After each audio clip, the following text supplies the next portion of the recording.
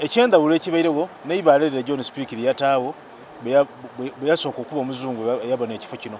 So butinga Government of Uganda ebyenga ekola okunoonyeza kungi kamaala naye ebigamagana ku byobulambuzi nti abantu bangi bali bayida mu kulambula mu Uganda wano ng'era ekifo kye batasubwa kutuukamu n'ekifo kino ekya Source of the Nile.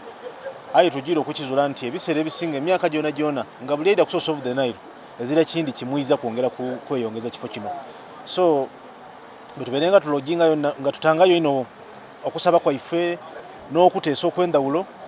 Ministry ya Tourism yasobola okuba nga taking on this mantle okudeveloping a master plan okuba nga kyusa ekifo kino era nga bwe mboyina alenga tulukutema evenike nga bwe kijja okufaanana bajja kuzimbawo paya oba ekifo eky'omutindo okuyida okuba glass bridge okuyida okuba ebintu ebyendawulo nga amaato wegemerera okuyida okuba ebintu nga the restaurants because kiyita tourist attraction kiba kyetaaga kuba okwa-attractinga kiga abantu kubakwata obanyweza kati okitegeeza nti ba tourist government kino kyekoze kati ebanywezeza ba tourist.